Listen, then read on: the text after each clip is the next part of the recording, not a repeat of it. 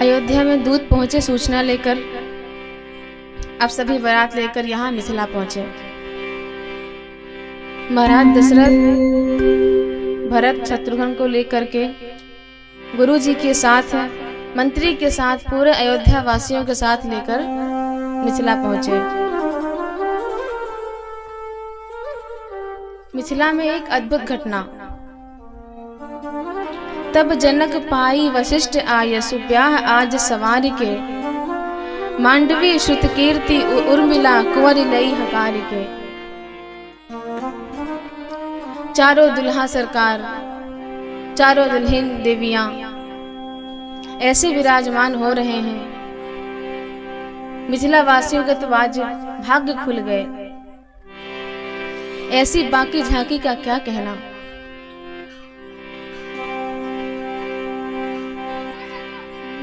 आजो मिथिला नगरिया निहाल सखिया, आजू मिथिला नगरिया निहाल सखिया, अरे निहाल सखिया। चारों दुल्हा में बड़का कमाल सखिया, चारों दुल्हा में बड़का कमाल सखिया। आजू मिथिला नगरिया निहाल सखिया, आजू मिथिला नगरिया निहाल सखिया।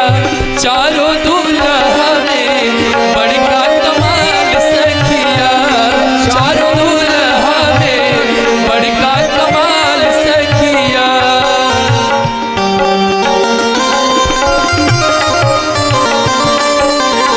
माथे बड़ी मोरिया कुंडल शोभे कनवा, माथे बड़ी मोरिया कुंडल शोभे कनवा। कार कार कजरारी जुल्मी नयनवा, कार कार कजरारी जुल्मी नयनवा। लाल लाल चंदन सोहेल के भाल सखिया, लाल लाल चंदन सोहेल के भाल सखिया। चारों दुल्हा में बड़का कमाल सखिया, चारों दुल्हा में बड़का कमाल सखिया।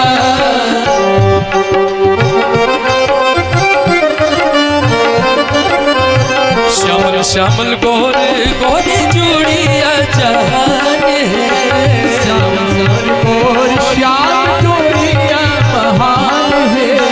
अखिया न सुनलस देखलस कान है, अखिया न सुनलस देखलस कान है। कि जुगे जुगे जिए जोड़ी बेमिसाल सखिया, जुगे जुगे जोड़ी जिए बेमिसाल सखिया।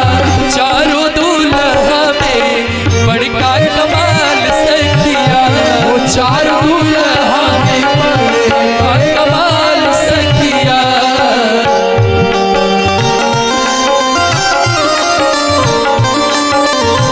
गगन मगन आज मगन धरतिया, गगन मगन आज मगन धरतिया। देखी देखी दुल्हा जी के सावली सुरतिया, देखी देखी दुल्हा जी के सावली सुरतिया। और की बाल वृद्ध नर नारी सब बेहाल सखिया, बाल वृद्ध नर नारी सब बेहाल सखिया। चारों दुल्हा में बड़का कमाल सखिया, वो चारों दुल्हा में बड़के कमाल सखिया।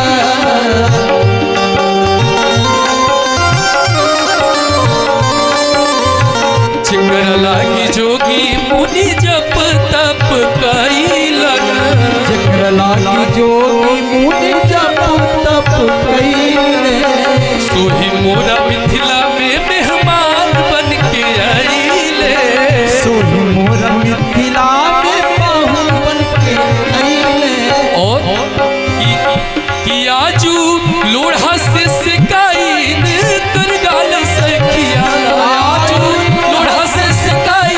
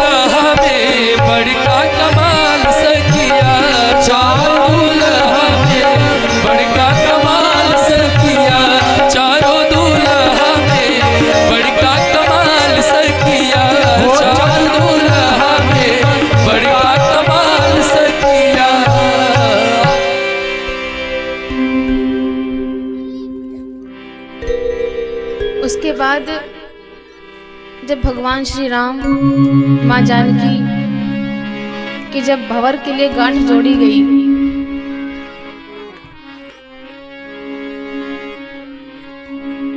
तो सिया जी को जब राम जी ने देखा तो उनके पांव ना एक कदम आगे ना एक कदम पीछे, वही ठाड़े देखते रहे। और जब सिया जी ने राम जी को देखा तो उनका क्या हाल कि भूल गई मंडप कलश खम्भ श्री किशोरी जो, और सांवरे शरीर की ही देने लगी भावरी। मंडप कलश सब भूल गई, राम जी के चारों ओर ही भंवर देने लगी।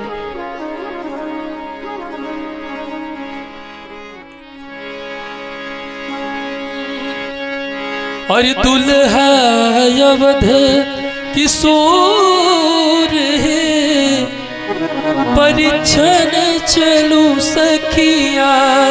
दुल्हा अवध किशोर है, परिछन चलू सखिया। दुल्हा अवध किशोर है, परिछन चलू सखिया। दुल्हा अवध किशोर है, परिछन चलू सखिया। हो दुल्हा अवध किशोर है, परिछन चलू सखिया। जिनकर रूप में जोड़े, जिनकर रूप में जोड़े, परिछन चलू सखिया। अवध किशोर है, परिछन चलू सखिया। अवध किशोर है, परिछन चलू सखिया।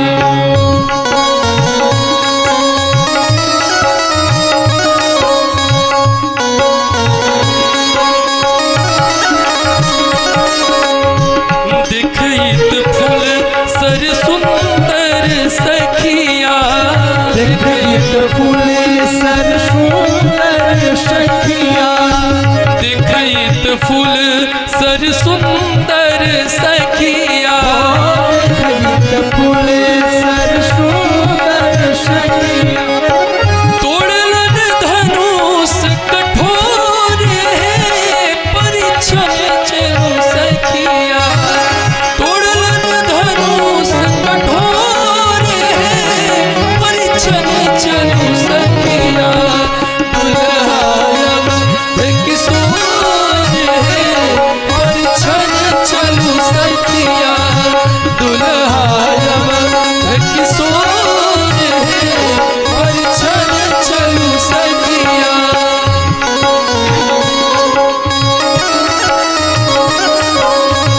दुल्हा परिछ मंडप चलू सखिया।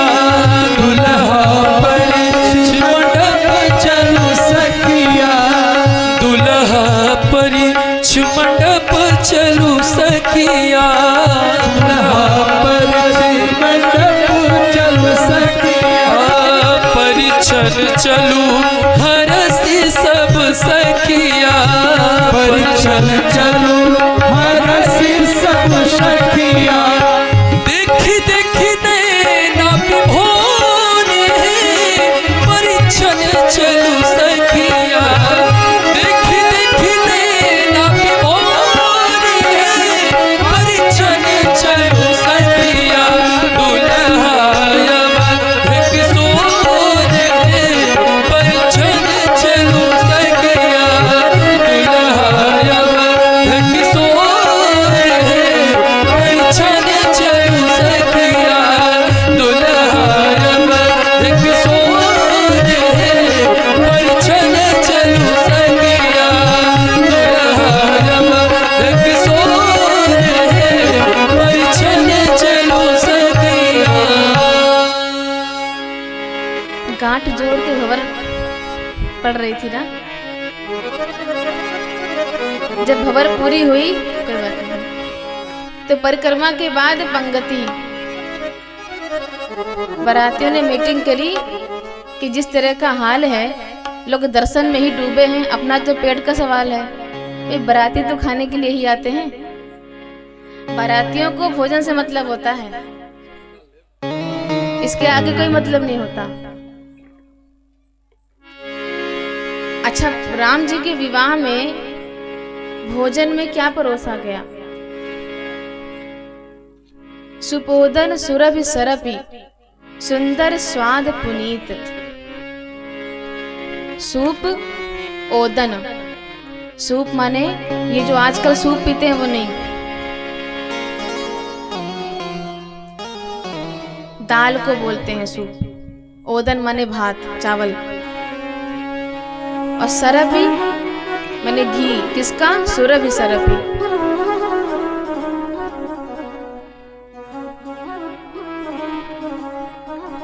दाल भात और गाय का घी परोसा गया। आज दो परिवार मिल रहे हैं, दो जीवन एक हो रहा है, तो कुछ ऐसा प्रसाद पाया जाए जो मिला कर पाया जाए।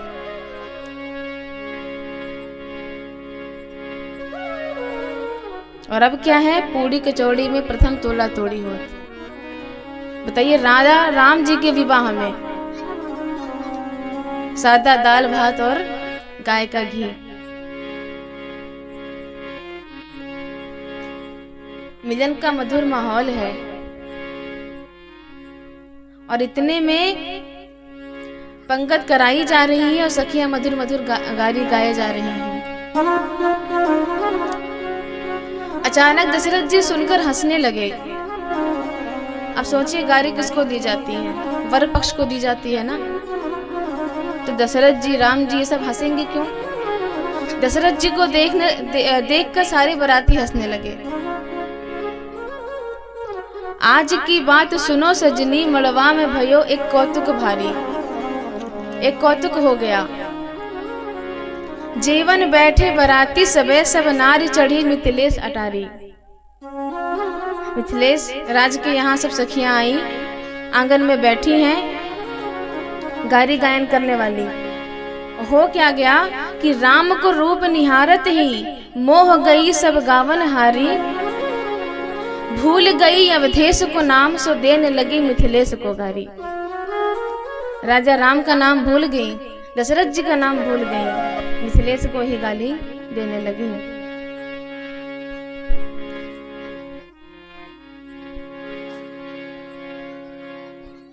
पंगत के बाद सखियां राम जी को कोहवर वन में ले गई।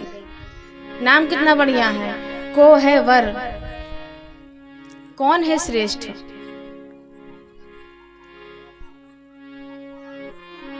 राम जी के पक्ष में है गौरी माता और मां जानकी के पक्ष में है मां शारदे। दोनों पक्ष प्रबल है। एक सखी ने व्यंग किया कि हमने सुना है आपके यहाँ बालक बड़े अनोखे ढंग से होते हैं।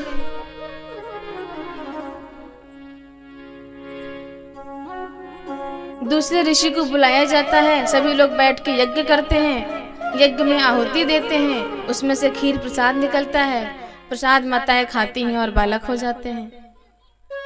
पति की आवश्यकता ही नहीं होती। लक्ष्मण जी कहते हैं हाँ ठीक सुना है, और ठीक भी है। हम लोग तो यज्ञ के आशीर्वाद से जन्म लिए माँ के गर्भ से, आपके यहाँ तो और भी ज्यादा आसान है। क्यों? हमने सुना है यहाँ तो वो कुदाल और तसला लेकर जाएं, खोद करके भूमि में खोद करके और बिटिया उठा लें। यहाँ तो और आसान है। लेकिन राम जी कहते हैं कोई नहीं जन्मे मात पिता बिनु, बंधी वेद की रीति। ये तो हास परिहास के लिए ठीक है। ऐसे परस्पर हास परिहास हो रहा है, और जिन भगवान के लिए हम इस शास्त्र से, उस वेद से बड़े बड़े मंत्र और श्लोक निकालते हैं, इस चाह में कि भगवान मिलेंगे, ज्ञान प्राप्त होगा, वो भगवान आज मिथिला की नारियों की गाली सुन सुन के प्रसन्न हो रहे हैं। लक्ष्मण जी कहते हैं राम जी के लिए बड़ी मुश्किल से मिलते हैं। बहुत बड़ा यज्ञ कराया गया था। जैसे कल निवेदन किया गया धनुष तोड़ने के लिए, स्वयं गुरु जी ने कहा, गुरु जी लेकर के आए थे वरना ये आ नहीं रहे थे। सखिया बोली हाँ सब पता है, ये सब पुराना खबर है, असली तो हम बताते हैं।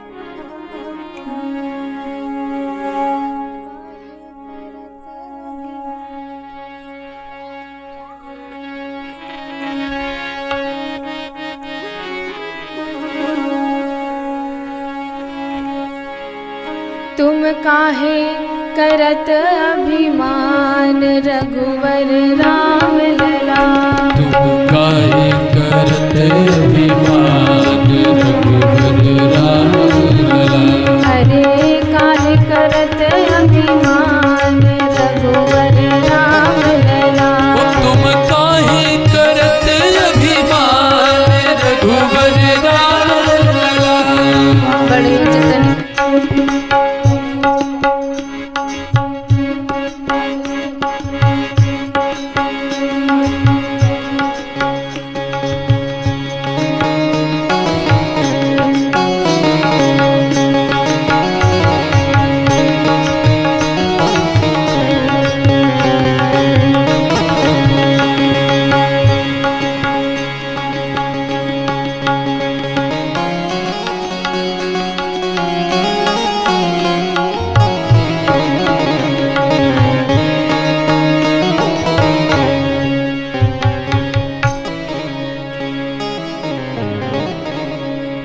लक्ष्मण जी ने पहले कहा, बड़े जतन के बाद घर दशरथ के आए।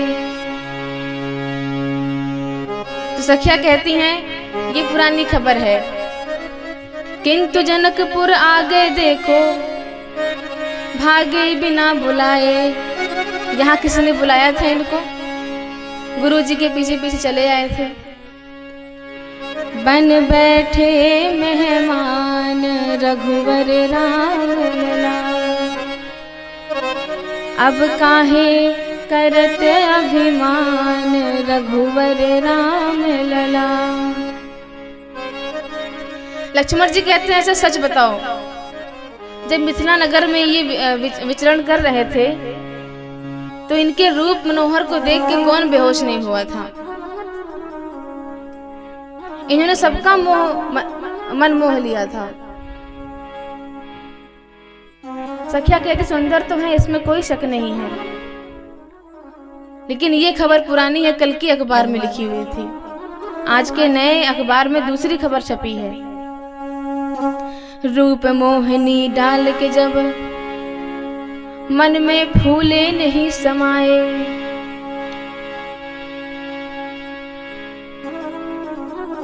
लेकिन हुआ गर्व सब चूर सामने जब सिया जी के आए। अभी भंवर पड़ रही थी तो सिया जी को देखकर क्या हो गया था? कह रहे थे रघुवंश मणि है, कहीं झुकेंगे नहीं। आखिर यहाँ सर झुका दिया ना। बिगड़ गई सब शान रघुवर राम लला।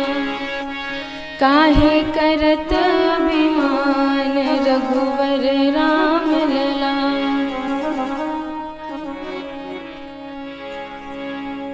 एक सखी कहते लक्ष्मण जैसे कि बड़ा अच्छा होता अगर आप यहीं रह जाते।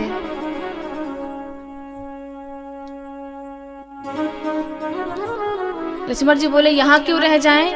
बोले अवध जईता तो क्यों ना खैता, वहां क्या खाओगे? लक्ष्मण जी कहते क्यों हमारे यहाँ खाने पीने को नहीं मिलता है? सखी कहती है खाने को तो मिलता है, यहाँ खाने के साथ साथ गाली भी खाने को मिलती है। अयोध्या में भी गाली ही खाते हो क्या? लक्ष्मण भी बस बड़े संकोच में कि अब इसका क्या जवाब दें। फिर एक सखी बहुत बड़ा व्यंग करती है।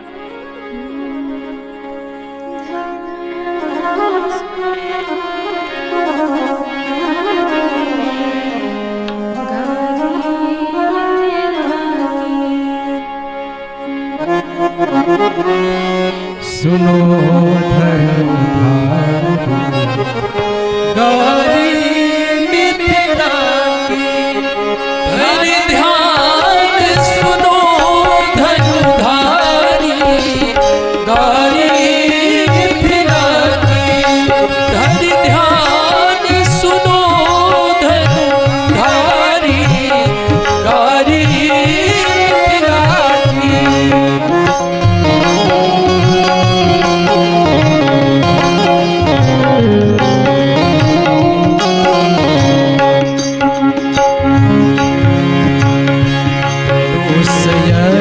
सुनी ब्याह उमंग में धनुष यज्ञ सुनी ब्याह उमंग में चिट्ठी कौशिक मुनि संग में बिनु चिट्ठी कौशिक मुनि संग में कमंडल धारी राम जी मिथिला ध्यान सुनो धनुधारी गारी मिथिला की।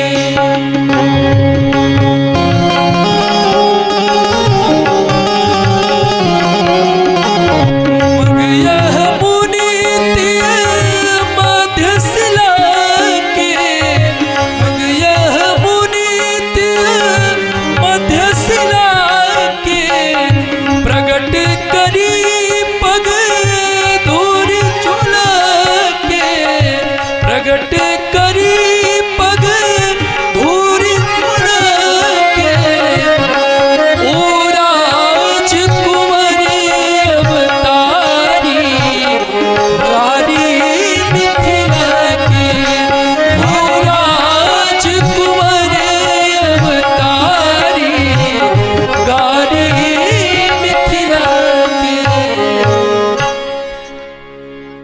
लक्ष्मण जी कहते हैं इनकी बड़ी महिमा है, आपने सुना नहीं है?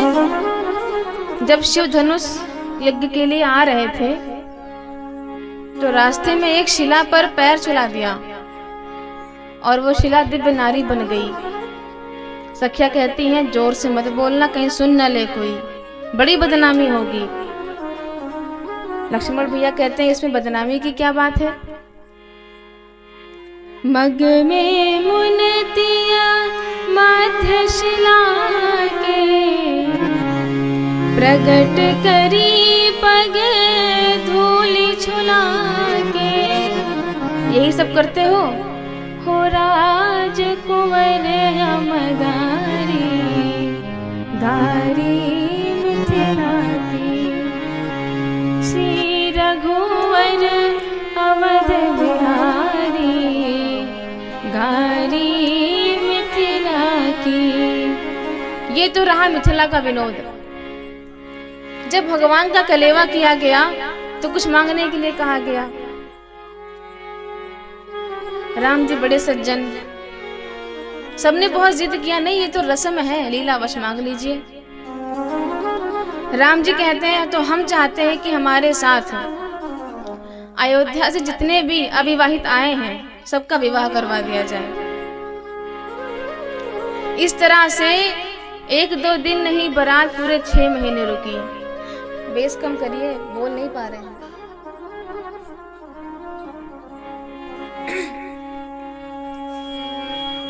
अच्छा खासा गला है। राम जी ने सोचा कि अब 1-2 महीना और रुकेंगे तो रुक ही जाएंगे, लेकिन सबका विवाह करके ही लौटेंगे। 6 महीने बाद बारात अवध वापस लौटी। अब अयोध्या का आनंद। दशरथ जी कहते हैं वधूल रकनी पर घर आई,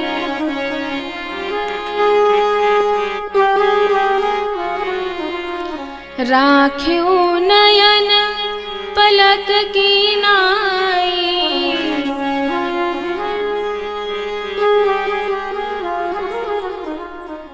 दशरथ जी कहते हैं कि ये जो वधुएं हैं ये अभी अपना घर समझ नहीं रही हैं।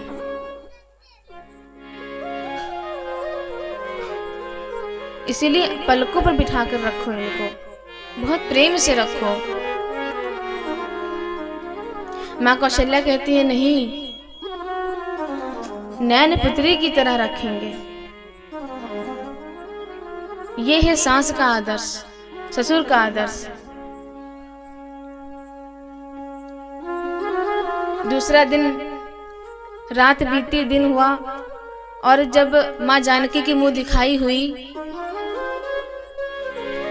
तो बहुत महिलाएं इकट्ठा हुई, और माँ जानकी का जो भी दर्शन कर रहा है तो माँ जानकी के मुखमंडल में अपना ही चेहरा दिख रहा है,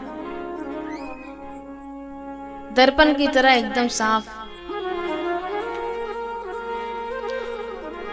गंगा की तरह एकदम निर्मल, कि सबको अपनी ही छवि दिख रही है। माँ कैकेयी ने मुंह दिखाई में कनक भवन दिया माँ जानकी को। सुमित्रा माता ने कीमती आभूषण, कीमती वस्त्र दिए। अब सभी महिलाओं का और दोनों माताओं का मन में बस यही चाहा था कि अब ये देखें कि माँ कौशल्या अपने वधू को क्या देती। तो बड़े प्यार से बहुत कीमती मड़ियों का हार लेकर के आ रही थी माँ कौशल्या। और जब माँ जानकी का घूंघट उठाया, मणि से भी बेहतर चमकता चेहरा देखा, तो अपनी मड़ियों का हार तुच्छ लगने लगा।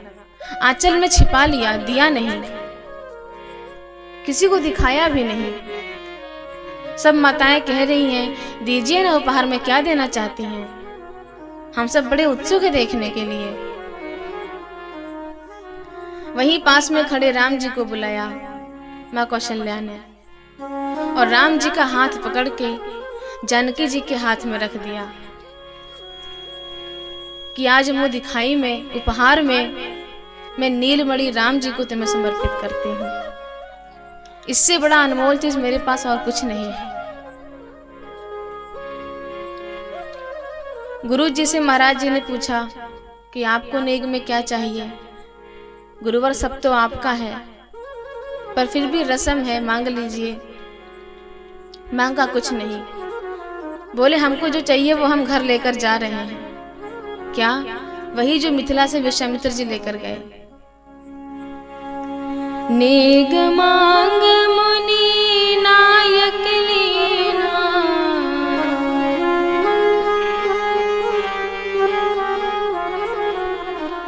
क्या मांगा इसका वर्णन नहीं है, पर क्या घर लेकर गए इसका वर्णन है।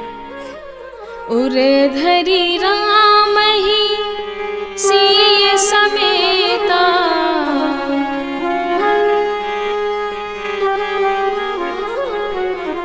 हर्ष कीन्ह गुर गवन उनकेता।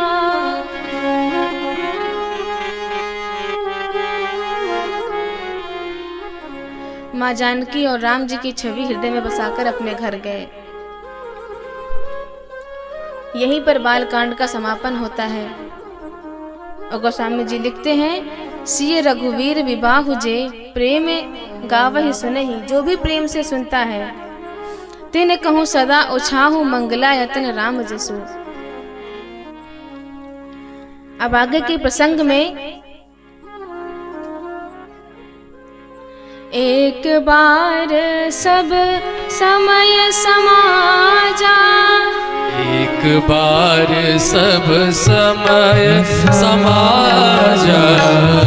राजसभा रघुराज विराजा, राजसभा रघुराज विराजा। राय सुभाय मुकुर कर लीना, राय सुभाय मुकुर कर लीना। बदनु बिलो की मुकुट समकीना, बदन बिलो की मुकुट सबकीना, बदन बिलो की मुकुट। एक बार राज दरबार में दशरथ जी बैठे हुए हैं, मंत्री दरबारी बैठे हैं, गुरु जी बैठे हैं, सब समाज उपस्थित है। और उसी बीच में सिंहासन पर बैठकर दशरथ जी अपने हाथ में दर्पण लेकर अपना मुख निहार रहे हैं। क्या देख रहे हैं? बदन बिलोक मुकुट समकीन्हा। बात थोड़ी उल्टी सी है। सभी समाज के बीच में बैठकर और सबके बीच में बैठकर अपना मुंह निहार रहे हैं शीशे में, तैयार होके बैठते। क्यों देख रहे हैं? जब महाराज जी पद पर बैठे हैं तो सब समाज उनकी प्रशंसा कर रहा है। आपसे बड़ा धर्मात्मा कौन है? हमारे साथ भी ऐसा ही होता है। जब हम भी अपने समाज में, अपने क्लास में, अपने स्कूल में, कॉलेज में या जहाँ काम करते हैं वहाँ जब कोई पद मिलता है तो हमारी भी तारीफ खूब होती है ना, प्रशंसा खूब होती है। हालांकि तारीफ जो करते हैं वो सामने ही करते हैं, मुंह पे हमारे। और हमारा उस समय हाल क्या होता है कि हम बातों में आ जाते हैं। और बोलने वाले तो इतना बोलते हैं, हम तो पहले ही कह दिए थे भविष्यवाणी कि जीत तो इन्हीं की पक्की है। जब तक सूरज चांद रहे आपके चेहरे पे मुस्कान रहे, जब तक गंगा में पानी है तब तक आपकी जिंदगानी है, तब तक आप इस पद पर बने रहें, चमकते रहें, खूब ऊंचे उठकर करते रहें। बताओ कितने सुन सुन के मर गए इसी बात को। गंगा जमुना का पानी तो नहीं सूखा, लेकिन नाम निशान भी किसी का बचा नहीं। लेकिन सुनाने वाले आज भी जिंदा हैं, मतलब वो विचार, ये विचार नहीं मर रहा है बोलने वाला। और कौन नहीं जानता है कि ये झूठ है, गप्पी बातें हैं। लेकिन इसी बीच में यदि कोई सत्य बोल दे कि ये पद का क्या है, आज है कल नहीं, ये धन का क्या है, आज है कल नहीं, किसी भी व्यक्ति का क्या ठिकाना है, अगले पल वो है कि नहीं, साथ में तो भगवान का भजन ही जाएगा।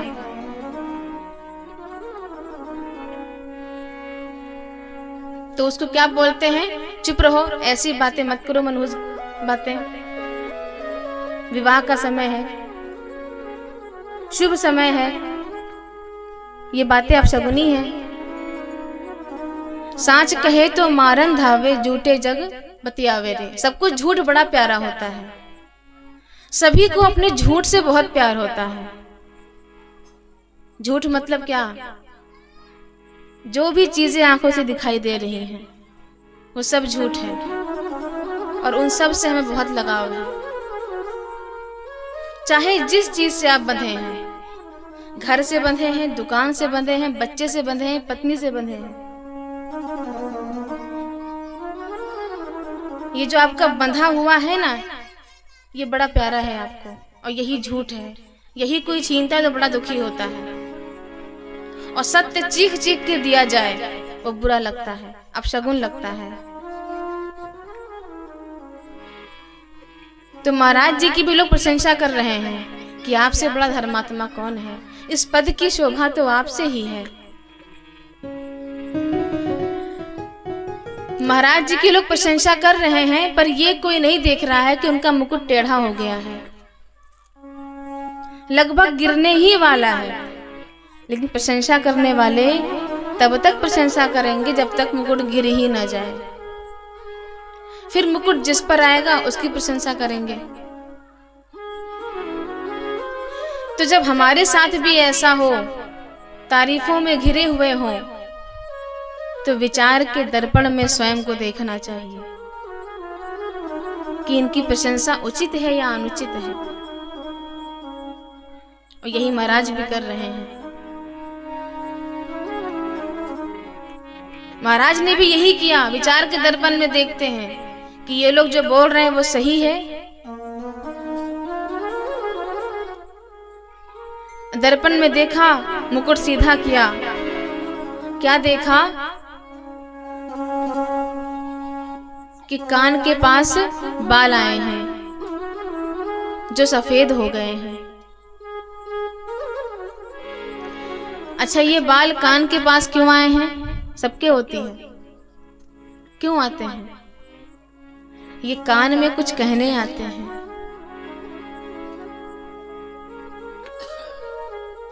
ये बाल कहते हैं, दशरथ जी जब आप बाल थे हम तब भी बाल थे, आप बाल से वृद्ध हो गए हैं, हम अब भी बाल हैं,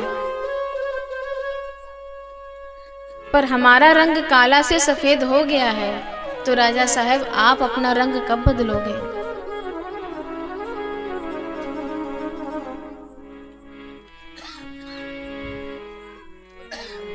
प्रकृति हमें संकेत करती है, चेतावनी भेजती है बार बार। ये कहिए ब्रह्मा जी का नोटिस आता है, बाल सफेद हो गए, बुढ़ापा आ गया, अब भजन कर लो, अब नहीं तो कब करोगे?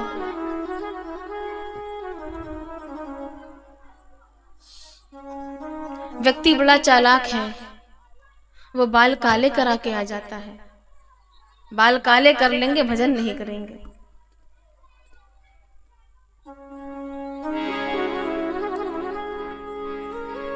फिर नोटिस आता है दूसरा, आंखें कमजोर हो गई, कम दिखता है, कोई बात नहीं, हम लेंस लगवा लेंगे, चश्मा पहन लेंगे, भजन नहीं करेंगे।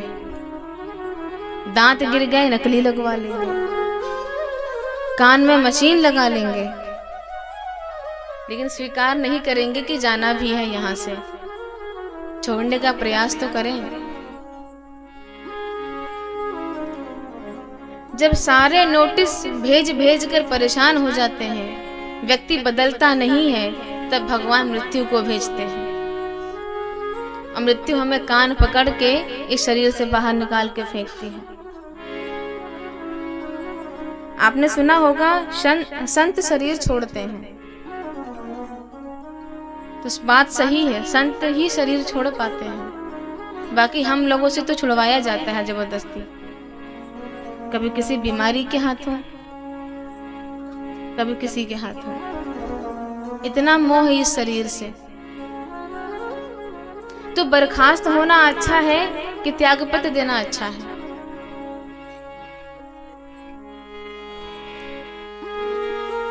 मौत आ करके हमको बेइज्जती करके बर्खास्त करे, इससे पहले खुद ही रिजाइन दे दिया जाए, त्यागपत्र दे दिया जाए। जीते जी मोक्ष को जान लिया जाए, इस शरीर से मोक्ष को जान लिया जाए, ब्रह्म को जान ले, आत्म को जान ले। मुक्ति नहीं, बात समझिएगा, मुक्ति और मोक्ष बहुत अंतर है। इस शरीर को मुक्त नहीं करना है, इस शरीर ये साधन है, इस शरीर के द्वारा मोक्ष की ओर मुड़ना है, मोह से मोक्ष तक। जीवन के चारों पहर, रात के चारों पहर सोने के लिए नहीं होते हैं, ऐसे ही जीवन के चारों पहर भोग विलास के लिए नहीं होते हैं। जो रात्रि के चौथे पहर में जाग जाता है, वो जीवन के चौथे पहर में भी जाग जाता है। जिसने कभी ब्रह्म वेला ही नहीं देखी, वो ब्रह्म को क्या देखेगा?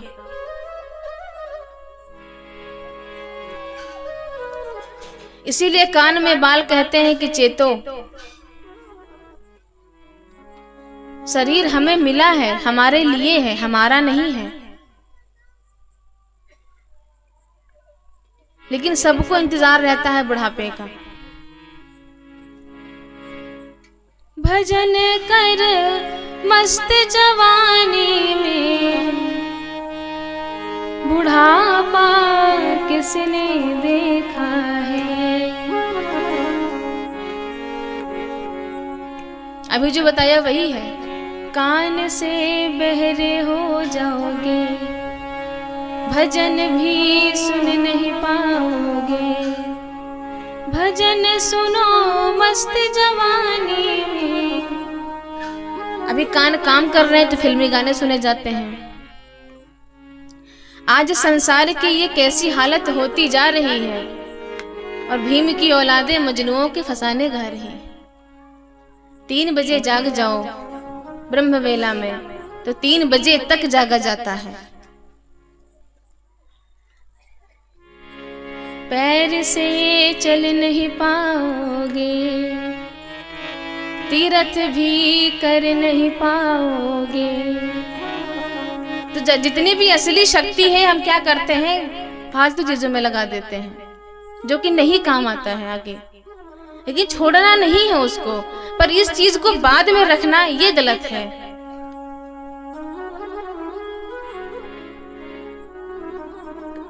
जनक जी हैं, विदेह राज हैं, इन्होंने सन्यास थोड़ी लिया, जंगल में चले गए अपना राज दरबार छोड़ के। सिंहासन पर बैठकर भी परम बैरागी है, मतलब किसी से मोह नहीं है।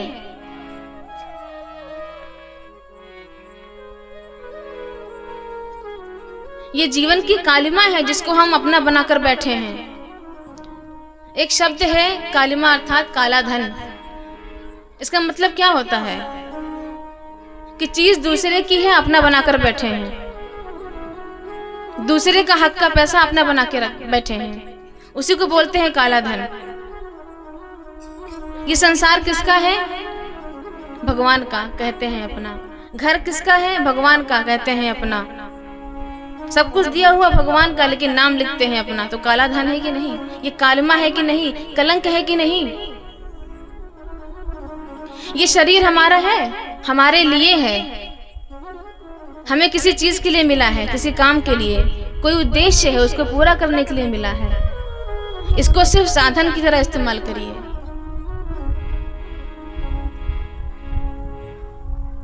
ये श्वास जो हम सांस ले रहे हैं, ये हमारी है, हमारे लिए है। श्वास अगर हमारी होती तो जब मन तब लेते, ना मन तो नहीं लेंगे। आज संडे है, श्वास नहीं लेंगे। सांस नहीं लेंगे तो मर थोड़े जाएंगे, ऐसा बोलते हैं कभी। इसका अर्थ है कि ये हमारा है नहीं, ये मिला है हमको किसी से। किसका है ये पता कर लीजिए, यही तो पता करना है। भगवान को जानने ही तो आए हैं, खोजने ही तो आए हैं, प्राप्त करने ही तो आए हैं।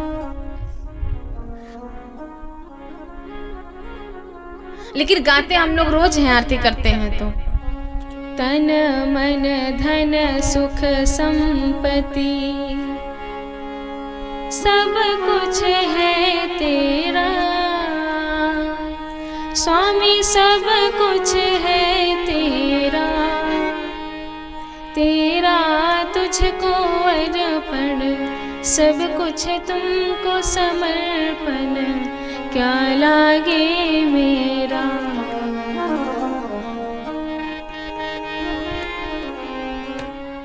लेकिन 1 रुपया भी चढ़ाते हैं, सोचते हैं वापस आ जाए तो अच्छा रहता। तो प्रार्थनाएं हमारी सिर्फ बातों में है, हृदय में नहीं है, कर्म में नहीं है।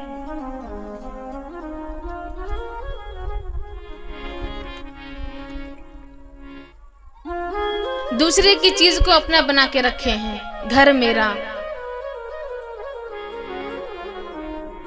अब तो अजब बात यह हो गई है कि दूसरे की पंक्ति लोग गाते हैं, पर जिस पंक्ति में उस रचनाकार का नाम होता है उसका नाम ही नहीं लेते हैं। ये कुछ ऐसा बनाकर करते हैं कि उसका नाम आने ना पाए।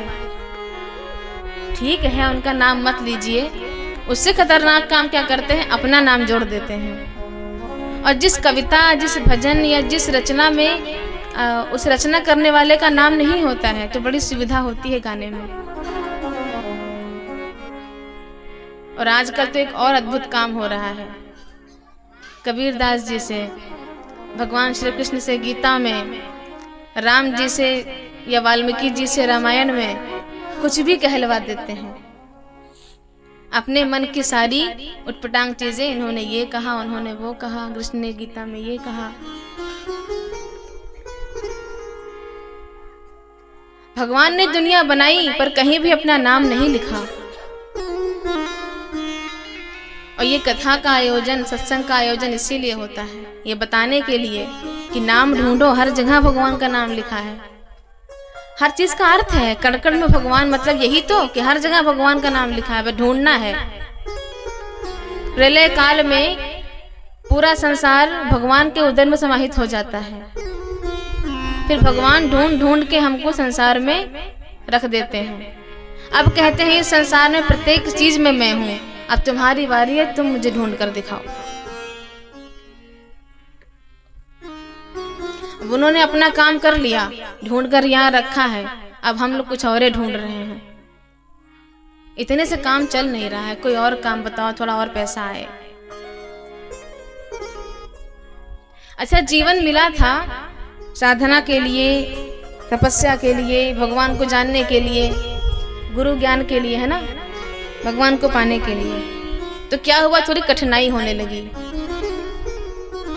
कोई व्याधि शरीर में आ गई, चलो ठीक है थोड़ा घर बना लेते हैं। अब अकेले मन नहीं लगता है, कितना कोई पूजा में रहे, विवाह कर लेते हैं। अब बच्चा भी होना चाहिए, ये घर आगे मेरे बाद कौन देखेगा, तो बच्चा भी होना चाहिए। अब खर्चा बढ़ता जा तो कमाने का जरिया भी बढ़ना चाहिए। तो मतलब जिस चीज के लिए सोचे थे कि वो पूजा आसान हो जाए मेरी, अब पूजा भूल कर बाकी सब कुछ हो रहा है। यही जीवन की कालिमा है। दशरथ जी ने ये सब विचार किया और गुरु जी के पास पहुंचे कि ये सब राम जी का है, अब राम जी को सौंप दो। गुरु जी से कहा कि हम राम जी को राजगद्दी पर बिठाना चाहते हैं। गुरु जी ने कहा बहुत उत्तम बात कही तुमने, ये राम जी का है, राम जी को सौंप दो, अब देर मत करो। इसके लिए कोई मुहूर्त भी नहीं देखा। बेग विलंब न करिए नृप, साजिए सबोई समाजो। सब लोग इकट्ठा हैं, बात यही हो गई है, अब अगली सुबह कर दो राज्याभिषेक। यही गलती हो गई कि अगली सुबह कर दो, सारा काम रात में गड़बड़ हो गया। समाज ने कहा जय हो महाराज आपकी, इससे आपका ही नहीं हम सब का भी मंगल ही मंगल होगा। जग मंगल भल काज बिचारा,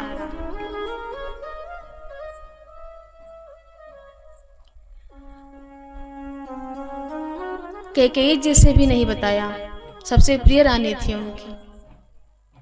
परिवार में किसी से नहीं कहा अभी तक कि सबको विश्राम करने जब जाएंगे सबको सरप्राइज देंगे।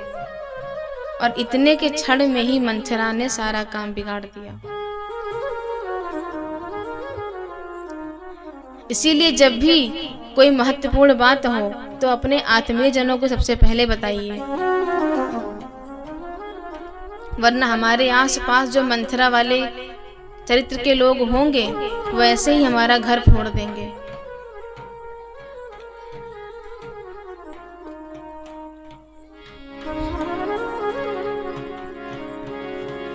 जब भरत जी जैसे महान संत को जन्म देने वाली कैकेयी का मन बदल सकती है तो हम और आप क्या ही चीज हैं।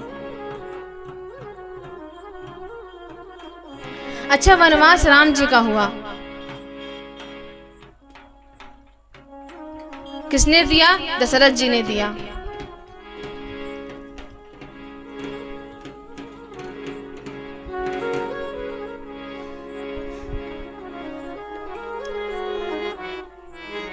महाराज को किसने प्रेरणा दी? कैकेयी ने कहा। और कैकेयी को किसने बोला? मंथरा ने। मंथरा को मां शारदे ने। और मां शारदे को प्रेरणा किसने दी? भगवान श्री राम जी ने। और फिर वनवास किसका हुआ? राम जी का। शुरुआत कहां से हुई? राम जी से। राम जी ने मां शारदे को, मंथरा को, कैकेयी को, फिर दशरथ जी को, दशरथ जी ने राम जी को। तो राम जी की प्रेरणा राम तक पहुंची। काहू न सुख दुख कर दाता। इसीलिए किसी के साथ कुछ भी होता है वो अपने दुख का कारण स्वयं होता है।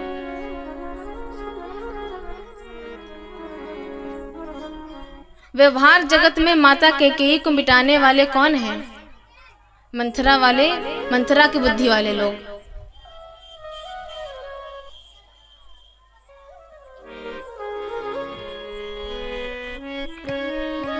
अयोध्या के राज्य में माता कैकेयी की दासी है मंथरा, और भरत जी कैकेयी जी के पुत्र हैं। कैकेयी माता के महल में भरत जी भी रहते हैं और मंथरा भी रहती है।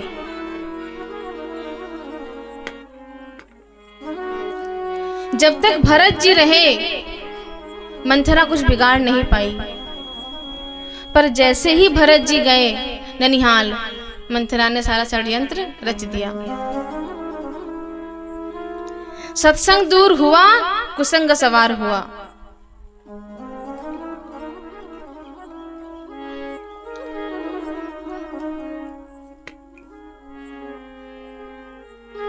मंथरा है कुमति और भरत जी है सुमति। ये दोनों हमारे भीतर रहते हैं।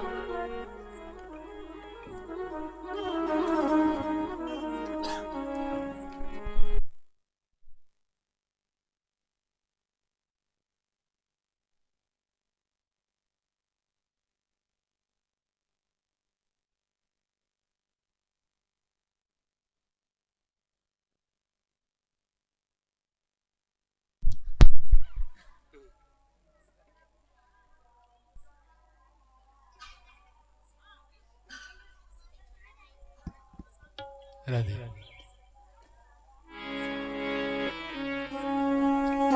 जय श्री राम। सुमति कुमति सबके उड़ रहा है। हमारे हृदय में सुमति भी है, कुमति भी है। तो ये अयोध्या की बात थी। आखिर लंका में कुंभकर्ण भी सोता था।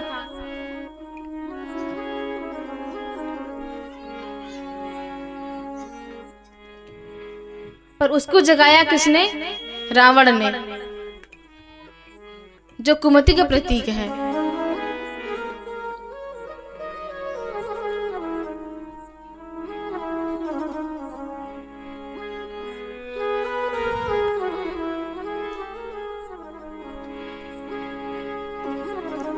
तो हम जैसी संगत करेंगे वैसी हमारी रंगत हो जाएगी। कैकेयी माँ के पास जब तक भरत जी रहे मंथरा कुछ बिगाड़ नहीं पाई। अच्छा, उसी महल में राम जी भी रहते हैं। मतलब हमारे हृदय में राम जी भी हैं, भगवान भी विराजते हैं, सुमति भी है और कुमति भी है। हमारे ऊपर है कि हम सुनते किसकी हैं।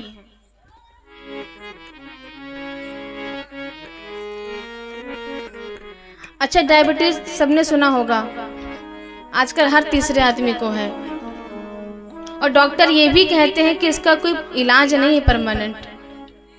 इसीलिए कभी भी किसी झाड़ फूक के चक्कर में मत पड़िएगा। समय से दवाई खाइए और परहेज करते रहिए तो ये कंट्रोल में बना रहेगा। ऐसे ही लोभ मोह मत्सर, ये जितने भी विकार हैं ये कभी खत्म नहीं होते हैं। तो इलाज क्या है इनका? कि संतों का संग करते रहें और कुसंग का परहेज करते रहें, तो ये सारे विकार कंट्रोल में बने रहते हैं। ये मिटते नहीं है कभी भी।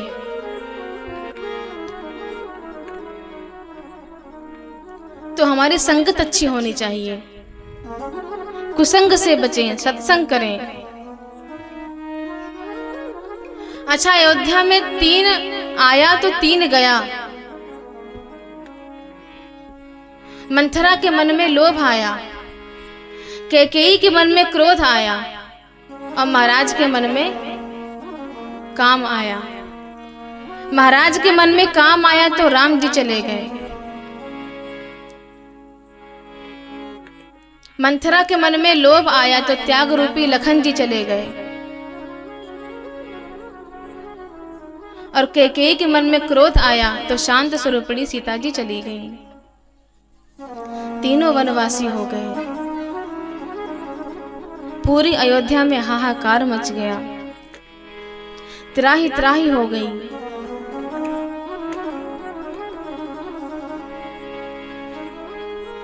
श्री राम, माँ जानकी और लक्ष्मण जी वनवासी हुए।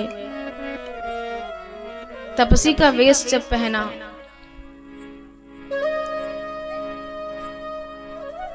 दशरथ जी देख देख के विलाप कर रहे हैं, देखा नहीं जा रहा है, तड़प रहे हैं।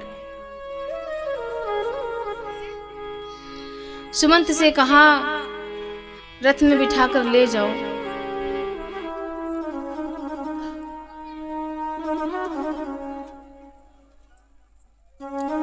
जब सुमंत जी लेकर चल दिए धीरे धीरे, तो सारे अयोध्या वासी भी विलाप कर रहे हैं, पीछे पीछे चल दिए।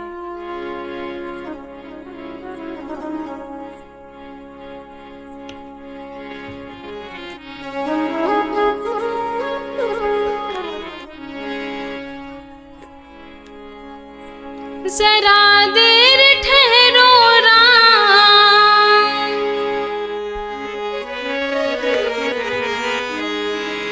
जरा देर ठहरो राम, तमन्ना यही है। अभी हमने जी भर के देखा नहीं है। अभी हमने जी भर के देखा नहीं है। अभी हमने जी भर के देखा नहीं है। अभी हमने जी भर के देखा नहीं है। जरा देर ठहरो राम, जरा देर ठहरो राम, जरा देर ठहरो राम, तमन्ना यही है। अभी हमने जी भर के देखा नहीं है। अभी हमने जी भर के देखा नहीं है। अभी हमने जी भर के देखा नहीं है।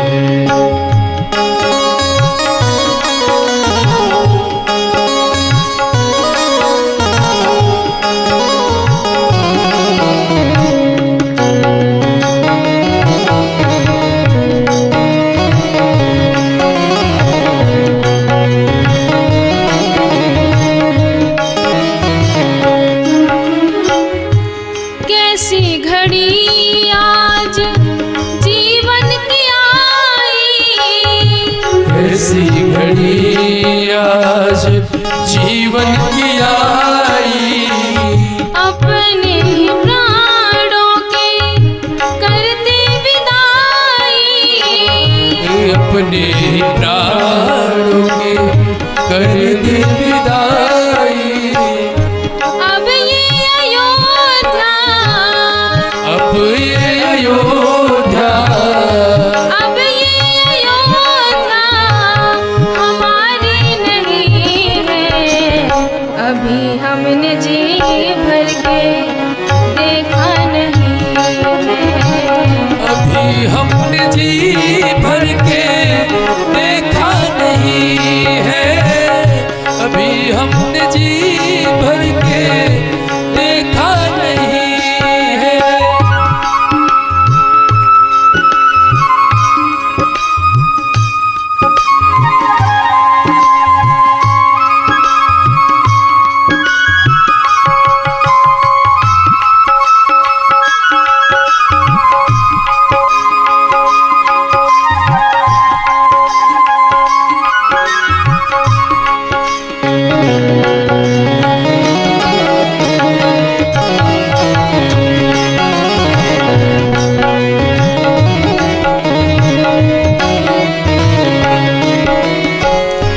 माता कौशल्या की आँख के तारे, माता कौशल्या की आँख के तारे।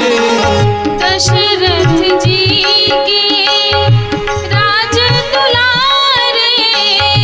दशरथ जी के राज दुलारे। कभी ये अयोध्या, कभी ये अयोध्या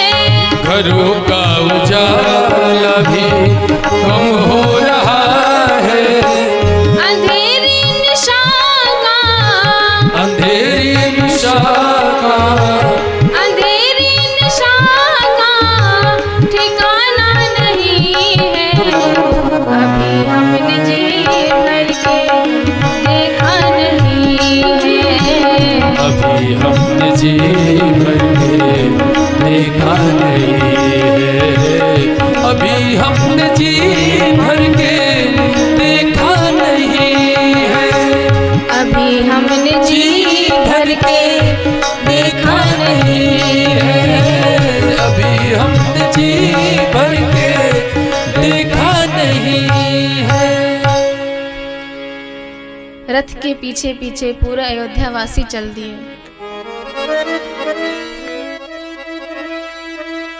राम जी बोले, मेरे पीछे पीछे क्यों आ रहे हो?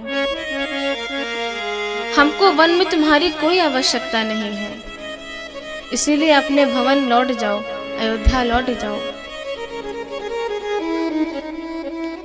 अयोध्यावासी बोले, हम अयोध्या में ही रहेंगे, लेकिन आपका साथ नहीं छोड़ेंगे। राम जी बोले, हमारे साथ चलोगे तो अयोध्या में कैसे रहोगे?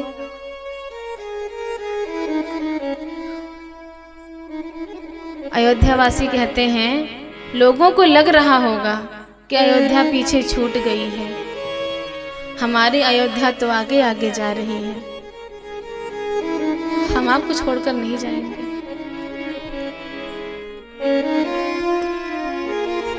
अवध तहाँ ही जहाँ राम निवास हो, हमारी अयोध्या वही है जहाँ आप हैं।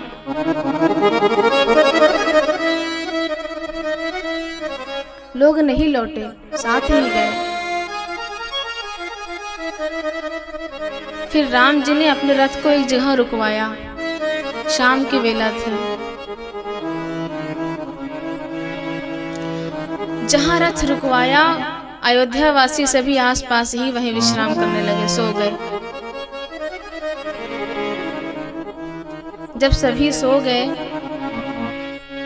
तो राम जी ने कहा सुमंत जी से कि अब धीरे से रथ को ले चलो, इस तरह से ले चलो कि कोई चिन्ह ना रह जाए, कोई पीछे पीछे आ ना पाए।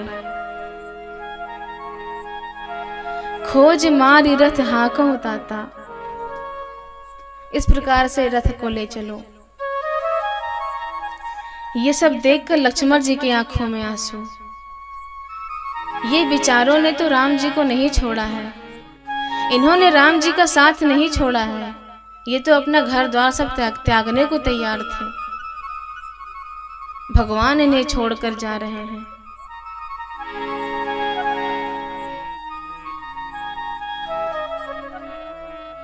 इन विचारों की सिर्फ एक गलती है कि ये लोग सो गए।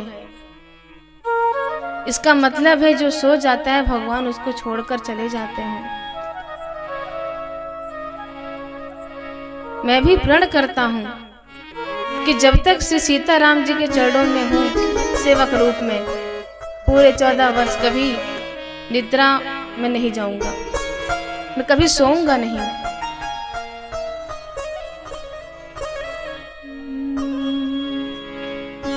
अगर मैं सो गया तो भगवान हमको भी छोड़कर चले जाएंगे।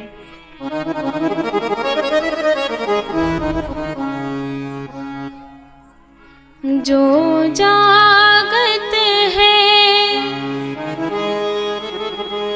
सो पावत है, जो सोवत है सो खोवत है। जो जागत है सो पावत है, जो सोवत है सो खोवत है। उठ जाग मुसाफिर भोर भई, अब रैन कहाँ जो सोवत है।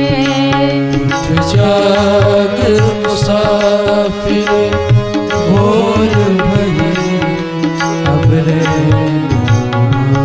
जो सोवत है। अब रैन कहाँ जो सोवत है। अब रैन कहाँ जो सोवत है। टूके से निंदिया खोल जरा, टूक सी निंदिया खोल जरा। अपने प्रभु में ध्यान लगा, अपने प्रभु में ध्यान लगा।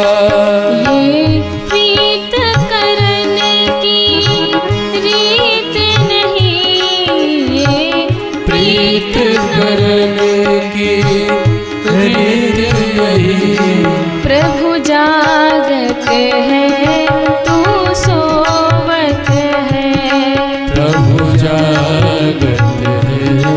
तू सोवत है। प्रभु जागत है तू सोवत है। प्रभु जागत है तू सोवत है। लक्ष्मण जी ने कहा जागते रहना चाहिए, जागृत अवस्था में रहना चाहिए।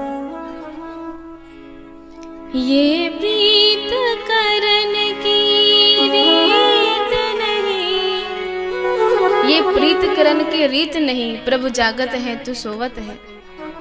रात्रि हुई, सब विश्राम में सो गए, प्रभु जाग रहे थे और प्रभु जी के साथ साथ लक्ष्मण जी जाग रहे थे।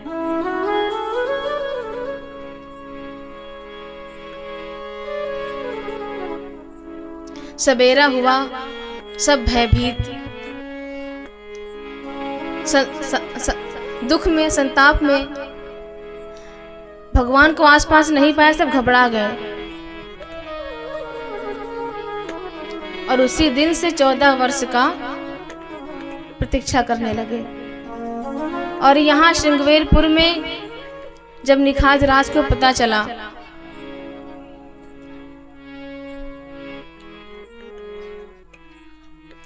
भगवान का खूब स्वागत किया।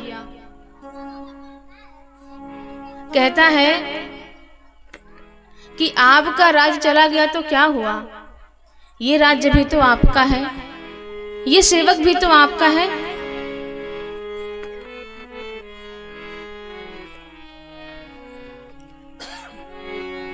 भगवान ने मित्र को गले लगा लिया। मित्र हो तो ऐसा,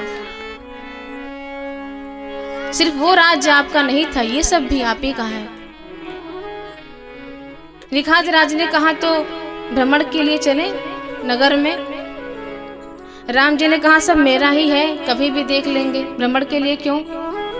बोले मुझे दिखाना है सबको कि अभी तक जो था वो उनका मालिक नहीं था, असली मालिक तो आज आया है।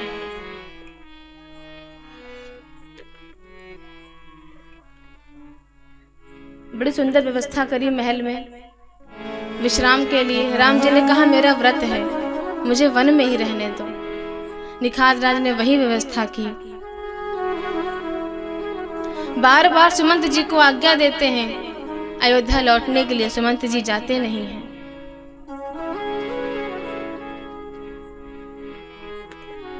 बरबस राम सुमंत पठाए, जबरदस्ती भेज रहे हैं। और सुरसर तीर आप तब आए, फिर गंगा जी के किनारे आए।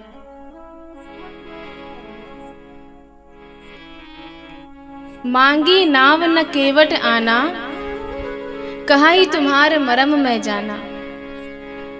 इधर क्या था, बरबस राम सुमंत पठाए, उनको जबरदस्ती भेज रहे हैं, वो रथ लेकर जा नहीं रहे हैं। यहाँ मांगी नाव न केवट आना, कहा ही तुम्हारे मरम में जाना। केवट से नाव मांग रहे हैं, वो नाव ला नहीं रहा है। सुमंत को भेज रहे हैं रथ लेकर, वो जा नहीं रहे। केवट से नाव मांग ले रहे हैं तो केवट नाव ला नहीं रहे हैं। कैसा प्रेम है, कैसा समर्पण है केवट का, कल विस्तार पूर्वक सुनेंगे।